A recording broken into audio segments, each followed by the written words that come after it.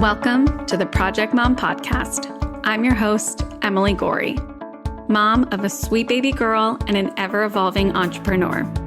On this show, we will explore the intersection of motherhood and entrepreneurship. We will share stories of moms just like you and me with the goal of fostering community and comfort in knowing that we are not alone in our experiences. Please take a moment to subscribe to the podcast wherever you listen to ensure you get all the updated episodes and releases.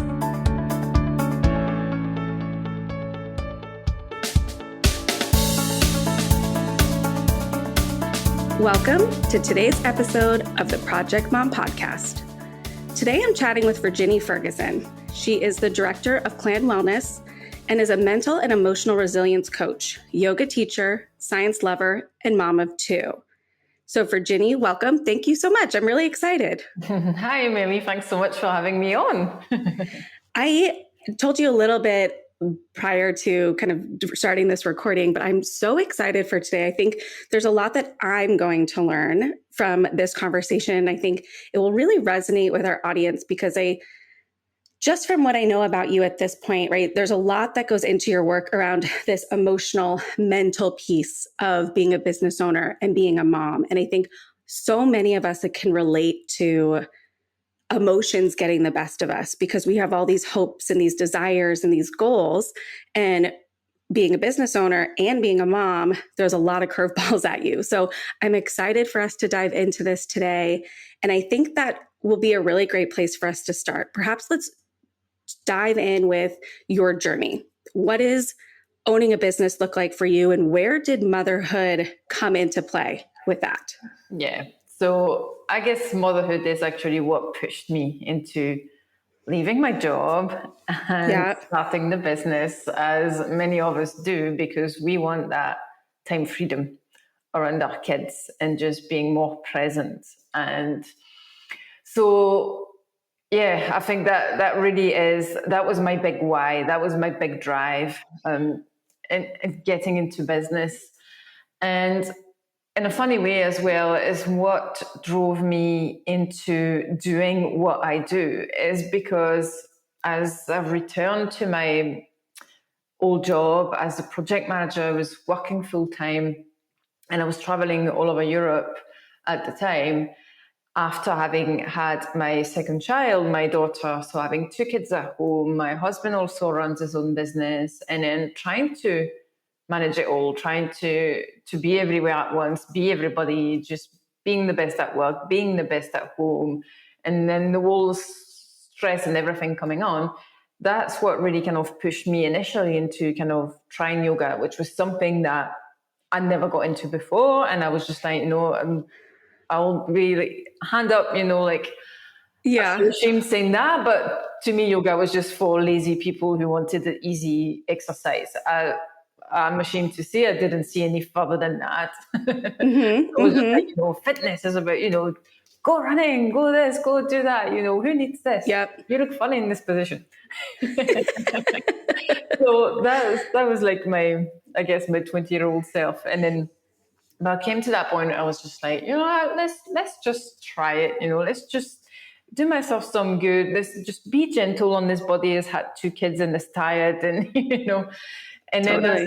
as I started to practice, and I was practicing very early in the morning before the kids were waking up, because that was the only time I could get to myself, try to go somewhere, go to the gym afterwards, after work, it was impossible.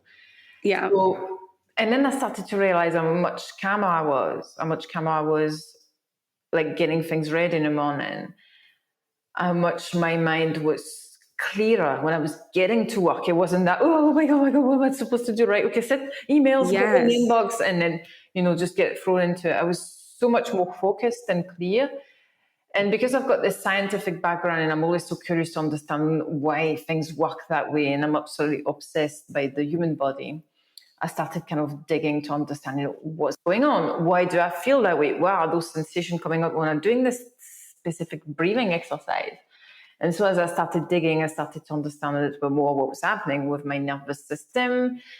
And then a few rabbit holes later, I just decided to to qualify as a yoga teacher, and initially actually qualified as a kids yoga teacher. And I started doing family yoga classes because my daughter was at the age where she was starting to get involved. She would just pull a yoga mat and she would say she was doing gaga. That's what she called it. That's great. I love that. Yeah. And I was just like, oh, can you imagine if I could actually find a way to kind of bring her into that and just bring her up with this, those skills and knowing that yoga is good for you and the things it does to you. So that's initially what I did. And then as I was teaching those family yoga classes, all the mothers were like, when are you doing the adult yoga? When are you doing the adult yoga? And so I was like, all right, okay, then you're twisting, mom. There was a need there. Yeah, definitely. So then I qualified to teach yoga. And then it came to the point, it was 2019, and I was just overdone with my work. And I was just like, you know what? Enough is enough. And in actual fact, there was a point where I actually lost it one morning with my daughter. She must have been about 5 years old. And that way, like, kids just can lose it. She didn't want to get dressed. She didn't want this. She didn't want that. I was stressing out because I needed to be at work, because that day I had clients over from France coming over to audit the site, and I was holding the meeting and things. I was hosting them. So I was just like, I need to be there on time. There's no way I can be late this morning.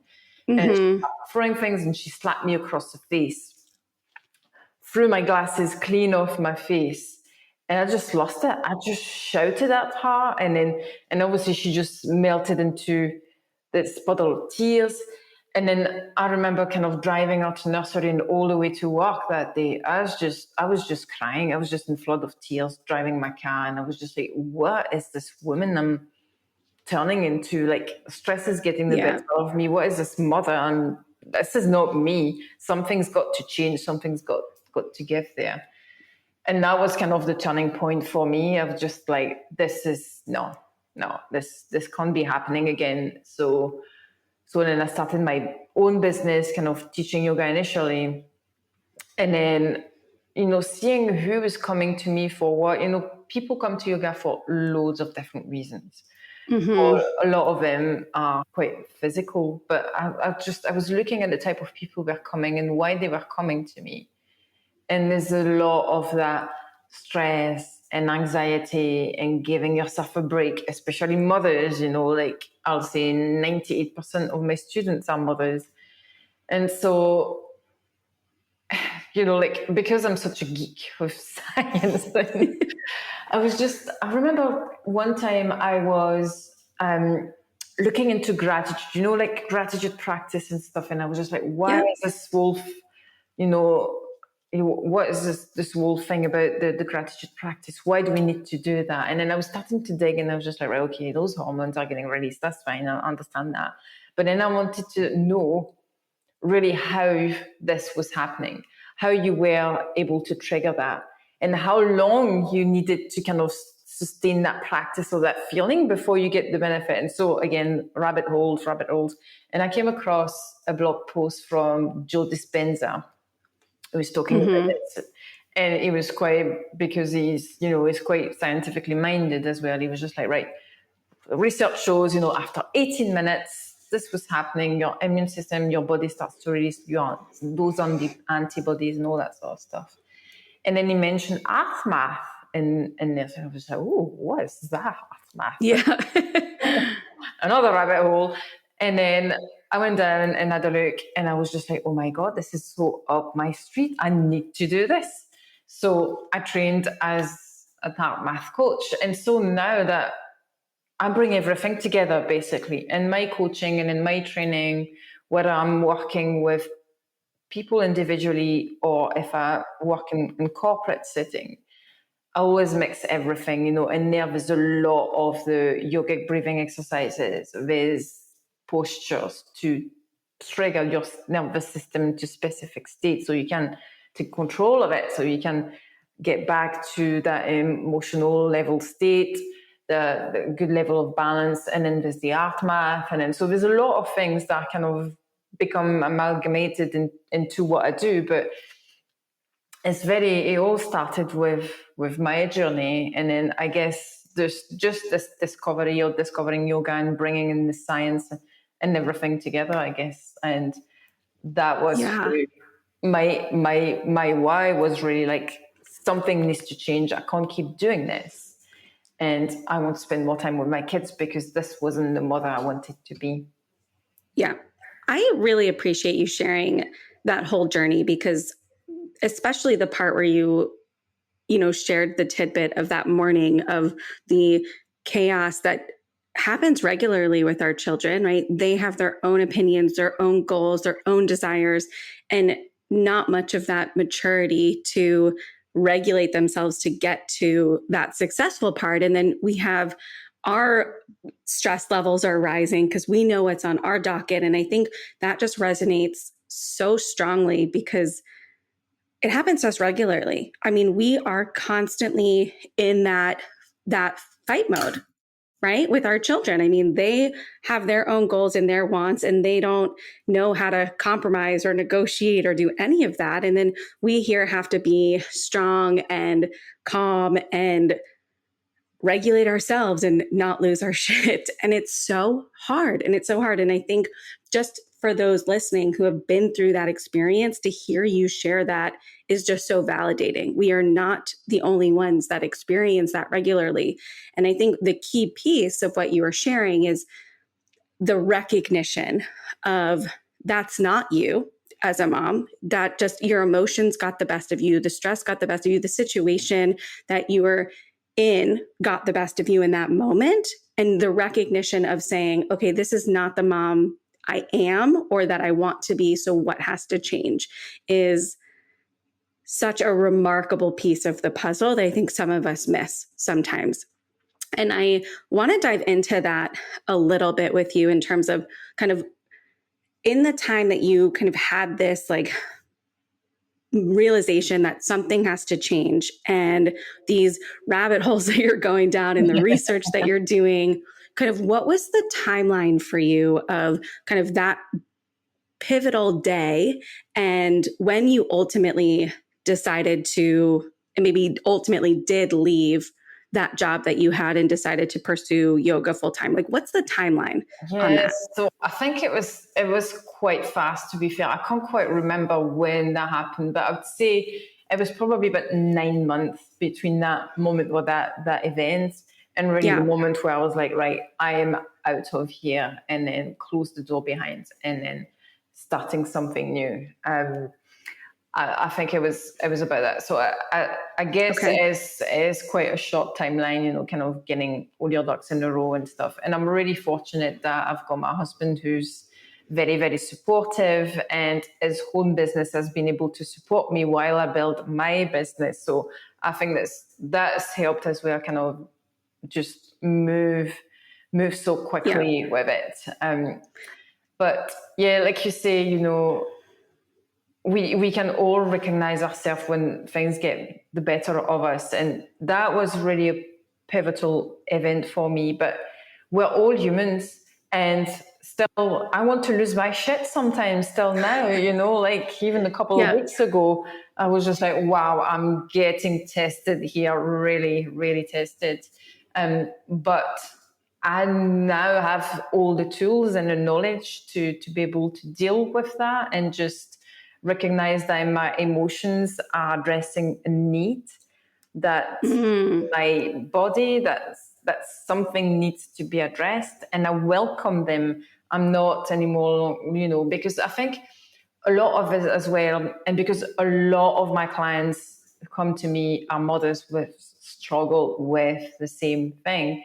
We feel so guilty. We're like, I shouldn't be angry. I shouldn't shout. And yes, we shouldn't be shouting at our kids, and it's not a nice thing to do. But the anger in itself, the way that you feel anger is not a bad thing. Anger is about protecting our boundaries.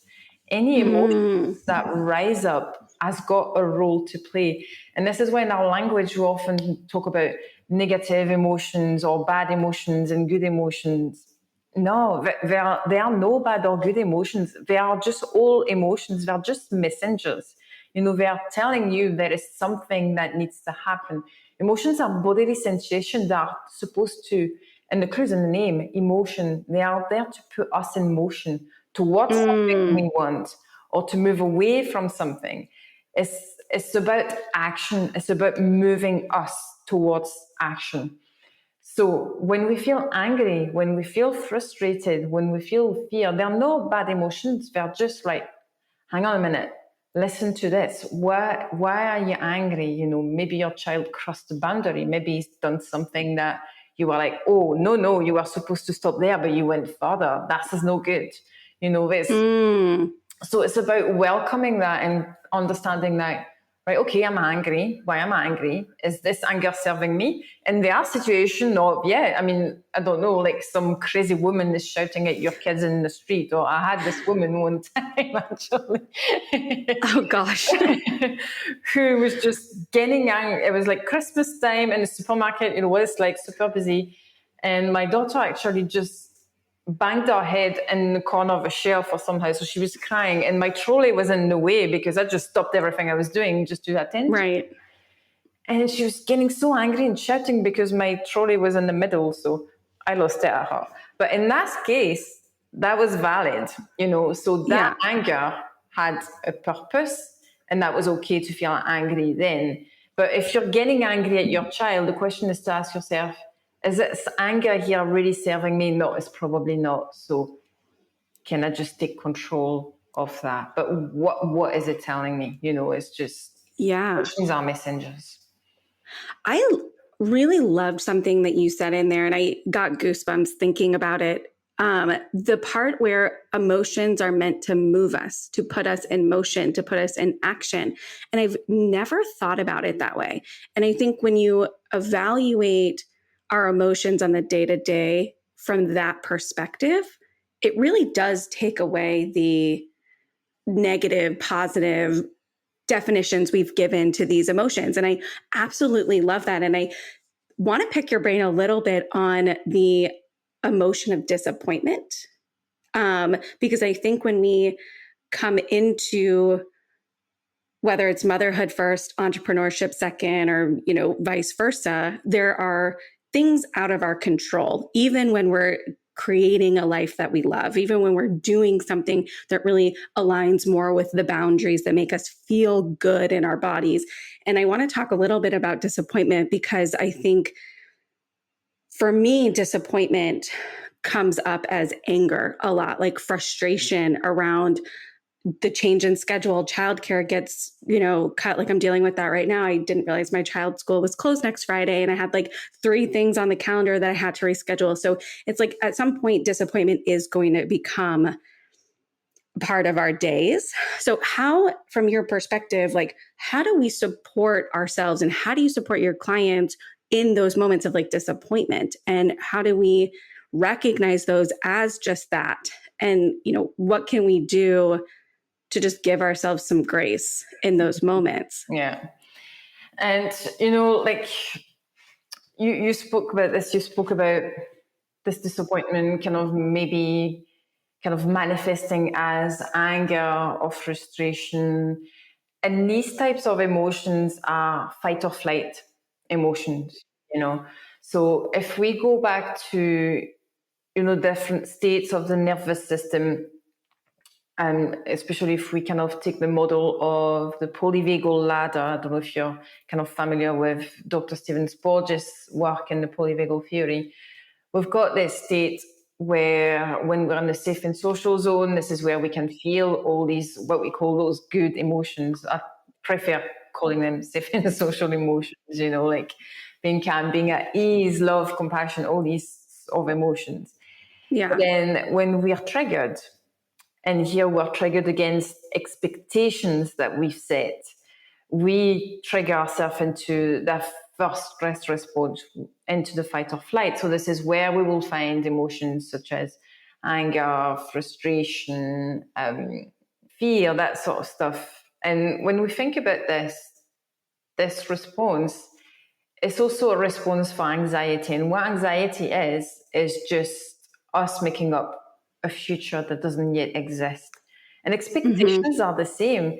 Expectations are just this made up result, future that we've made up, this scenario that we've predicted, that we said, yeah, this is what's going to happen, but it's in the future and it doesn't yet exist. It's not. But because our body and nervous system don't know that, we don't know past, present from future. You can think of something ahead, feel disappointed, feel scared, or you might think of something that's happened in the past and feel that anger and that frustration coming up again.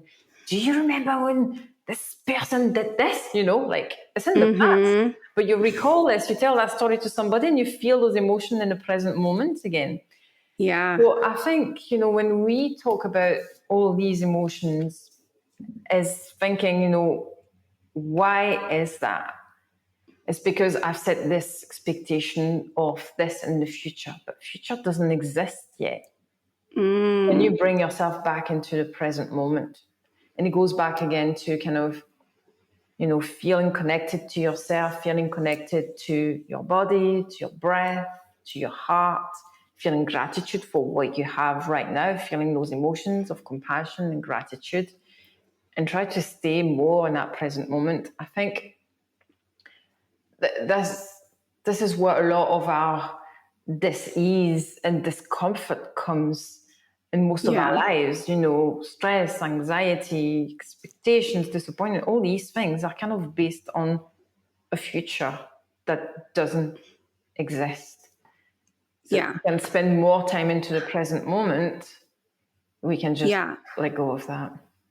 I love that. I think a big challenge for me and for a lot of moms as well is this, like you said, narrative of expectations that we have, that things should look a certain way or should go a certain way because we've seen them go that way before, or we've had narratives shown to us, right, of our own childhood, that this is how we should be as a mom, or, should be as an employee or a business owner, or should be supporting everybody else in our lives, whatever it may be.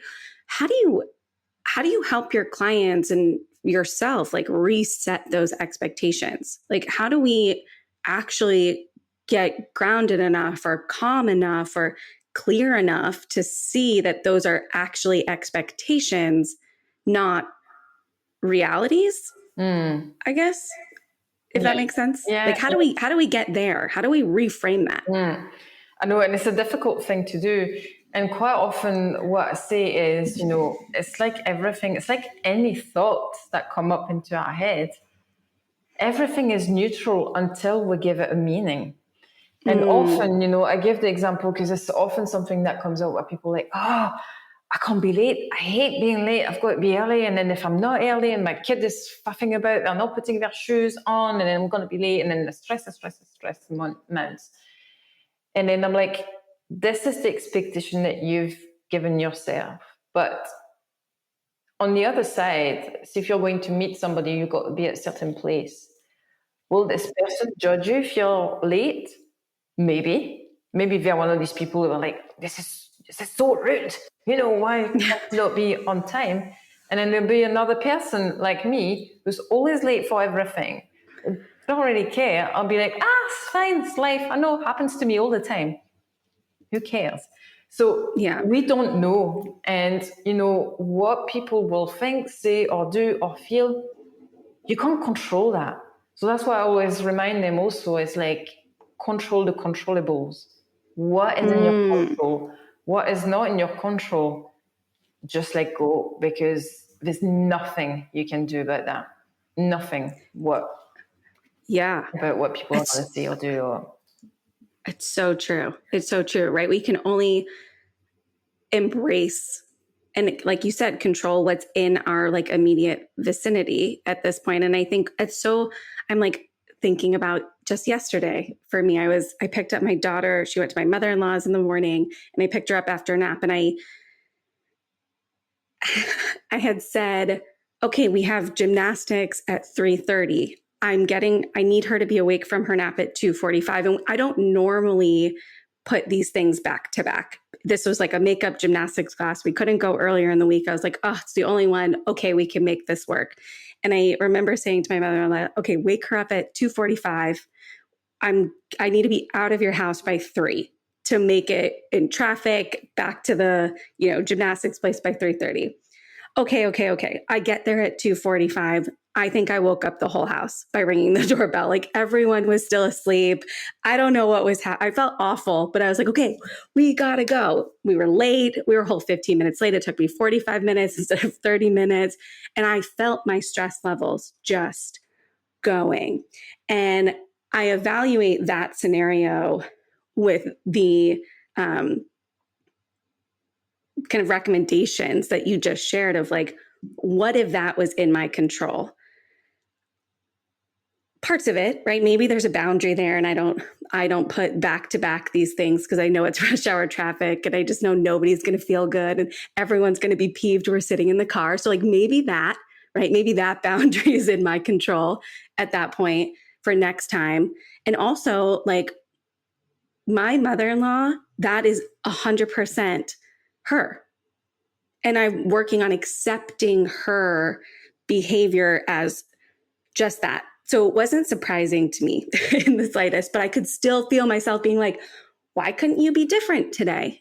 Right? That's no help to anybody, right? So it's, I think, just recognizing that we cannot control the person on the other end that we're meeting or asking for help from or whatever that might be, that we can only control the situations that we put ourselves in that will make us feel the best. And I think that reflection for me personally is huge. I'm like, okay, like, let's just not do that again. Let's just not put ourselves in that situation again and try. So I learned a lot just now in that reflection from what you shared. So I'm so appreciative. And I want to talk a little bit about this, like these like realities a little bit more of being an entrepreneur and being you're a full-time mom. We're all full-time moms, right? Whether or not we're home all the time with our kids, like we are always on. We are always thinking. We are always evaluating what has to happen next. And there's no turn-off switch for us. And I think for women, I think I look at it as a blessing, but we have to be able to, I don't know if it's compartmentalize or give ourselves permission to turn off one part of our lives to really focus and be present in the other. So can you talk a little bit for you, the experience of, okay, so now you're, teaching yoga, you're ramping up this practice, you're getting more clients, and you're spending more time with your kids. Like, how are you finding harmony between the two? Yeah, and I guess it is a difficult thing because yourself as an entrepreneur, the brain is always on. If it's not your kids, it's business. Like brain's always somewhere. Yeah.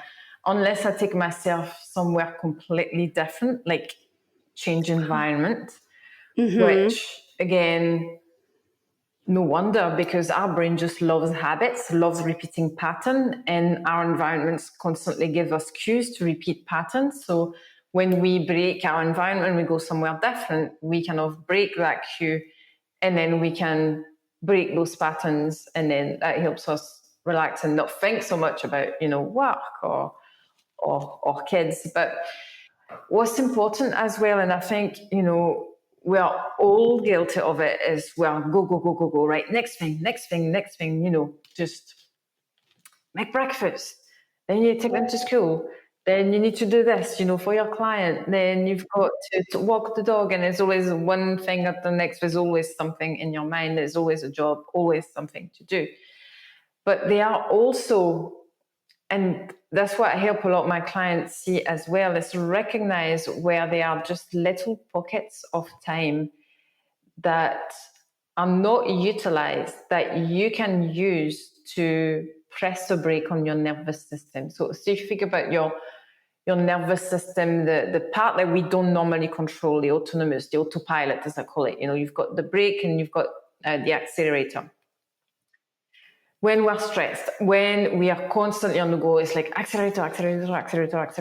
But our nervous system wasn't designed to work that way. And that's the huge issue we have in our modern lives. Why stress is so chronic and why we're seeing so many people with physically ill and mentally ill because of stress. is because we don't give enough time for the nervous system to rebalance itself. It's like go, go, go, go, go, go. And then maybe I'll go for a massage. And then go, go, go, go, go, go, go for weeks. And then, or maybe I'll go for a little breakaway. And then, or maybe I'll go for an hour's yoga class. It's not balanced enough. So what we need to see is bring a little bit more balance, is introducing what are called micro breaks during the day. And to trigger that in the nervous system, to apply the break, the easiest and quickest way is through the breath, like breathing practice, because the breath has got a very amazing position or function, if you wish, in our bodies, because it's both part of what we call the somatic nervous system, which is the part we control, but it's also part of that autopilot, because right now you and I are breathing, we're not even thinking about it. But if we want, we can take control, we can change the pattern, we can hold our breath. So this is how, as we can take control of the breath, we can directly impact this autopilot. So when we can do breathing, calming breathing exercise, like rectangle breathing or mountain breath, as I call it, which is the physiological sigh, but nobody's going to remember that name, so I've given it another name. So when we do that, and it doesn't take time, I mean, it's always the same way when we know ourselves, when we start to take those deep breaths, and it doesn't take long. It's only a few breaths and we start to feel better. And I always say, like a minute and a half to 3 minutes can already make so much of an impact, So reminding ourselves to do that throughout the day is good. And again, going back to this habit and pattern that I was talking about, having the cue, if we can have a cue in our day-to-day life that say, when I'm doing this, I'm going to do my breathing again. Because guess what? Boiling the kettle takes about 3 minutes. Red light here in the UK, roughly, is a minute and a half. So there's loads of little time like this that we're not utilizing, that are just dead time in our day, that we can use as a cue to go, do you know what? I'm going to do, I'm sat at the red light there. I'm doing nothing. Let's do my breathing. And then you're applying the break during that time. Because that is our issue. Like you were saying right at the start of the conversation, when that said, how I lost it with my daughter. And it's just because we're up to here, we've got so much, there's very little capacity left to deal with any other challenges that may come. So we lose it. We flip the lid, because that capacity is not there. We're up, up, up, up, up. That energy inside, because our inner battery feeds into everything that we do in our lives, whether we're challenged physically, mentally, emotionally, or spiritually, that's going to eat away at that. So if there's no capacity left, we're going to flip the lid. So it's all about protecting that capacity. Right? Okay, well, I've been depleted. Let's apply the brake so I can bring a little bit more capacity back into that inner battery. So it's about giving ourselves time. And it doesn't have to be this whole afternoon at the spa or full weekend away or a full body massage for an hour and a half. These things are great, and I always encourage anybody to do that. But it's also very important to give yourself breaks in between, because again, as I said, the nervous system wasn't designed that way. It was designed to flip and come back down, not just staying up all the time and then having this little respite every now and then. It's got to be that kind of balance that we need to keep. Yeah. And I think too, we don't always get as moms, especially, the opportunity to take those long breaks, right? We don't always have the opportunity to take an hour-long massage or a vacation or any of those things, right? So I love the concept of these mini breaks to give ourselves just a little bit more capacity when we have the opportunity to pause. And I really encourage just anyone listening, and I'm going to do this myself when we hop off this call, just think about some of the times in the day that are those dead space, right? Is it you're sitting at the traffic lights when you're driving your kids to school, you take as many breaths as that red light is, or you're, what are some of those environmental triggers that we can, incorporate into our day? And then eventually it becomes habit and routine that we can support ourselves through the day more consistently and hopefully feel better at the end of the day. And we're not getting as close to that limited capacity as we were in the past. When you take your shower as well in the amazing. morning, because that's something that's always there. You're never going to skip that shower. Maybe a bit shorter if you have time, but you always take that shower. You always find the time for it. So why not for that last 2 minutes of your shower? Just do your breathing practice then. Yeah, I love that. Or like when you're shampooing your hair, like for however long you take to shampoo your hair. I feel like that's my favorite part of the shower anyway, because like it gets like really lathery and it's like my favorite. So why not add some breathing to that? Exactly. I love that. Amazing. I want to talk a little bit about that piece of regulating ourselves, right? Giving ourselves that ability to expand our capacity levels and how we incorporate that with our children. Because I think, right, when we're at the end of the day and we've worked hard and, you know, we've maybe pushed ourselves a little bit too far, our kid comes home from the end, you know, from the school day, or, you know, wake us a little cranky from their nap or whatever, right? How are we best supposed to show up for them in the sense of, I mean, they feel our emotions, they feel the tensions we have, they know when we're excited, they know when we're scared, right? As women, we're really connected with our kids and they can really feel that. And I think, how do we best support them in moments when like we're maybe not so regulated, or like they're really not regulated and we can feel our bodies? Like what's the first thing that we should do just to help everybody in that situation? Yeah, I love that you asked that question. And also I love that you mentioned how they pick up on our emotional states, because we do that with every human beings. Humans are social animals, and we broadcast our state of emotion through our face, especially the top part of our face, our eyes, our expression, through the intonation of our voice. We might not even just hear it, but a human will hear the change of intonation in your voice and will know if you're in fight or flight or if you're in safe and social. And through our heart as well. And this is so important. And this is why I love so much the work of heart math and heart coherence practices, because your heart has got so much influence on your body and your mind, way more than we think, but also on other people. So your heart is not just like most people think, like this, you know, pump that washes blood around your body. It also has its own brain. So it's got a cluster of over 60,000 neurons that's been proven to be able to make decisions and create memories. It communicates at least 5 times more with your brain than your brain communicates to your heart. It sets its own heartbeat, and it's also a hormonal gland. It produces oxytocin, which is the hormone that makes us bond as humans, but as we know, as mothers, really important as well, because this is the hormone that gets released when we go into labor, when we breastfeed, and that's what helps us connect to our child. It also releases dopamine, which is important for our well-being and our creativity and all that. And it's also a huge source of electromagnetic activity. So we broadcast basically our state of emotion. HeartMath has done like over 30 years of research on this. And again, I'm not going to go into negative and positive emotions, but you know, when we feel fight or flight emotions or freeze emotions, that we feel down or anything, our heart's going to set quite a erratic heartbeat pattern. So emotions are fed back through the vagus nerve to the heart. Mm-hmm. And then the heart just tends to beat in a very erratic ways all over the place. So we are broadcasting.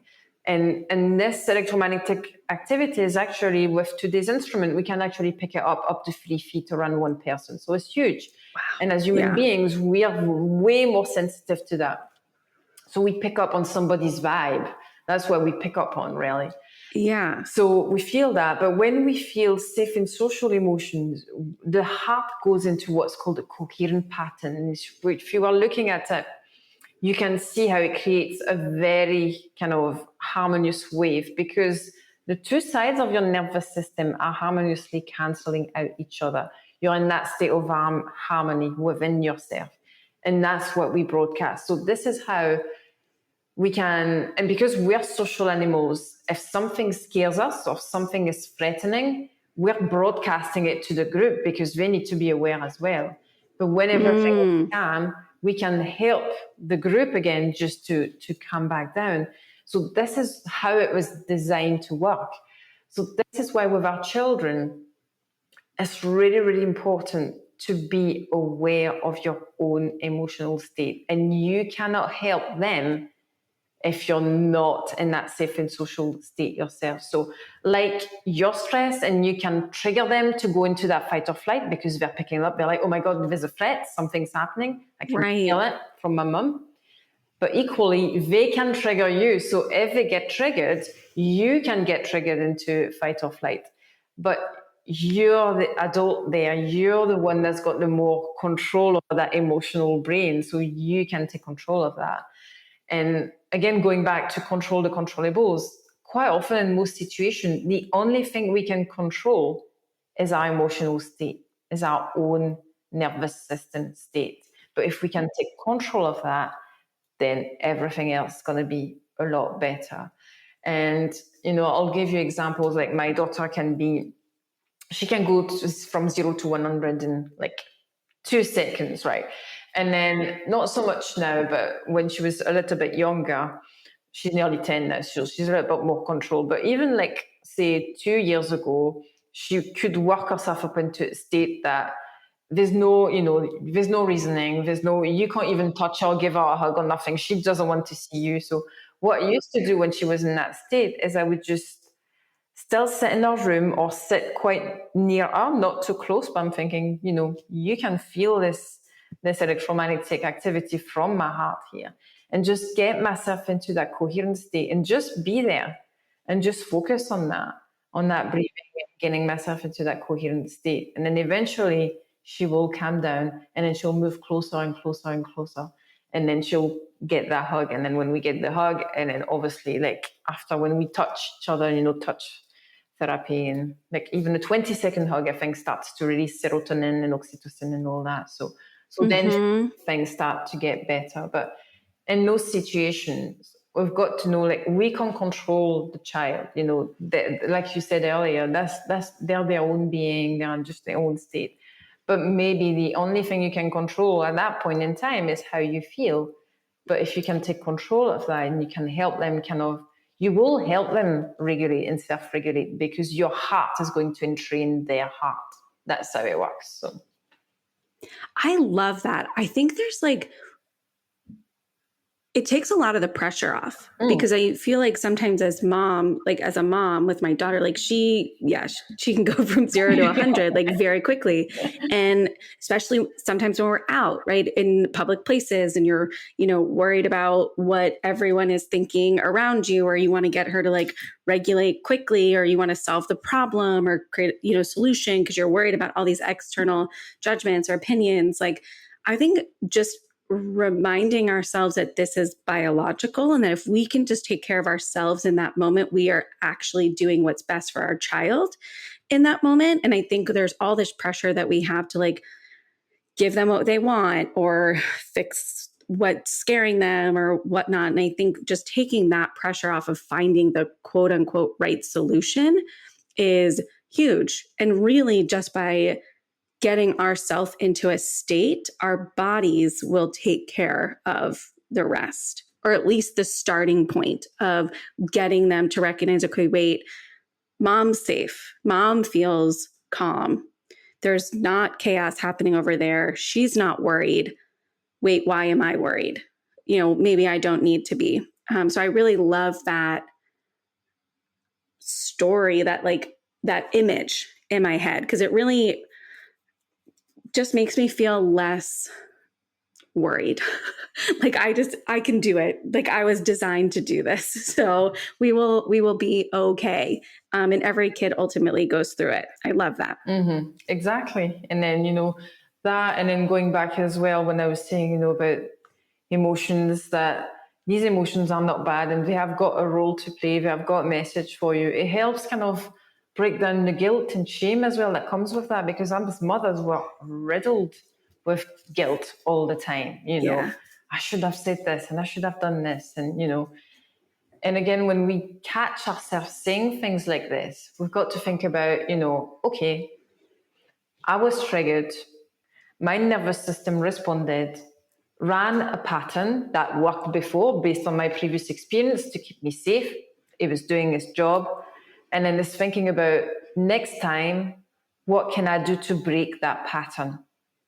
And that's all we've got to think about, really, is like, okay, because again, it just takes away that, oh, this is me, I'm such a bad person, I'm such a bad mother, I'm this and I'm that we tell ourselves that we are not, because we're not being ourselves in that state, that prefrontal cortex, that's where our personality is. That's just, it's not there. There's no top to bottom control in that case. It's just, so we're not us. We're not the real us anyway. So to understand that, to take that and go, right, okay, this is a pattern. My body is making me do this because it's trying to keep me safe from a threat. That might look similar to something that's happened to me, maybe in the first 7 years of my life, and I don't even remember, because 95% of what we think, feel, and do in our adult life every day comes from this reservoir of the first 7 years of our life. And if I ask you, Emily, right now, what do you remember of the first 7 years of your life? Not much. Not much. We don't, but our bodies remember. They were there from the start. The brain wasn't fully developed. It's not fully developed till we're 27, so it takes a while. Yeah. But the body knows. That's incredible. So would you say, like, I'm listening to you, like, share these, tidbits and the science behind, like, why our bodies do what they do. Would you ultimately say, like, as an action item, like, let's say our kid is melting down or they're having a really difficult time for some particular reason, would it be accurate to say that maybe the first question we ask ourselves is, what do we need in this moment? Or what do I need in this moment? And if we can address us personally, that's maybe the best use of our energies at that time. Yeah, absolutely. It's just trying to invite ease and calm and connect to that and just calm that breath, just take those deep breaths, just feel yourself calming down and just, letting go of it. Because at that point in time, your child is eventually going to calm down. It might take a while, but it might take a few minutes, everything is transient anyway. And that's the thing as well. Sometimes when we're so caught in the moment, when we're triggered in fight or flight, that we can't think of anything else. But everything is transient, and every moment in time, nothing is forever. We're moving. We're just moving through time all the time. Nothing stops. Yeah. So this will pass. It will pass. Yeah. I mean, thankfully, right? I mean, this too shall pass. And it's interesting because as you're talking to, I feel like that logic and that, support, personal support can be applicable in so many other areas of our lives, right? If we look at it from a business perspective, from if you're an employee or you're, navigating, with coworkers or bosses, or you're owning your own business and you're dealing with clients, perhaps, right? Like the recognition of emotions, right? How we're feeling in certain moments. Are we emanating fear? How are we projecting onto potential clients? Can we show up differently so that we attract the right clients? And that really stems back to this, like, heart-centered projection, right? Are we actually showing up in a way that feels good for us? And if not, perhaps everyone around us can feel that. Mm-hmm. Yeah, absolutely. It's remarkable. I think there's just so many ways that we can address emotions and use them to ultimately our advantage and not sabotage ourselves. Absolutely. Just by thinking about what it is we need, what it is that we need. And often we think of emotions as something that happens to us. But in actual fact, we do have a choice. We can actually choose emotions. Because again, as I was saying, your nervous system in your body, we don't know the difference between past, present, or future.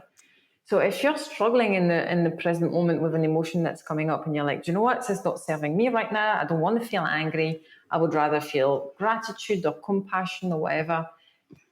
just pick up something that's happened in the past, or you can make up a future. You can be like, right, I feel so grateful now that I'm just in the yoga retreat in Sri Lanka. I'm giving this because that was one of my clients' dreams. I'm just like, hold on to that, hold on to that feeling.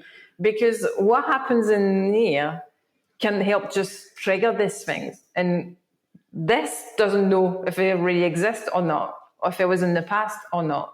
You're still going to feel this emotion in that present moment. So it's about, thinking, reminding yourself of a beautiful memory, like a great time you had during your holidays, or it could be anything really. Or it could be as simple as, if you love nature, like I love just being by a waterfall in the forest, just feeling that. You can just choose it. You can. Yeah. I love that mind-body connection. And I think, right, it's important to remember that they play off of each other. So can we recognize in our minds what our bodies are feeling? And can we leverage how we feel in our bodies to change this narrative or this story in our minds that is perhaps sabotaging us in a way that we don't want to continue? Yeah. Yeah. I love that. Well, Virginie, thank you so much for sharing this. You're I want to welcome. give you an opportunity just to give the listeners an idea of where they can find you. How can they engage with your work? How can they work with you? I mean, what does that look like for you right now? Yeah. So I'm present on socials. I'm on Instagram at Clan Wellness. I'm on Facebook, but I'm not very active on Facebook, but I'm still there. So if you send me a message, I'll respond. I'm quite active on LinkedIn as well. So you'll find me at Virginie Ferguson. If you want to find out about my work, the coaching and everything, it's on my website. It's resilienceformodernlife.com. And but if you go on social, if you go on Insta or on my website or anything, you will find that I've got a little free course as well. So I've got a free 4-day course if people want to take, teaching you the basis of taking control of your nervous system in the different states, so you don't kind of let your emotions and mind run away with you. So that's available for people if they want to jump on that. They'll find the link somewhere. Perfect. That's incredible. And we'll make sure to link those two in the show notes and on the blog page on the website, so people have easy access and they can, jump right through to that. And thank you again so much. This was eye-opening for me, and I hope for a lot of the people listening as well. Yeah, wonderful. Thanks so much for listening to today's episode. If you liked what you heard, please help us out and leave a review wherever you listen, and consider sharing with your friends. If you're interested in learning a bit more about the project or want to share your story, please visit our website linked in our show notes below.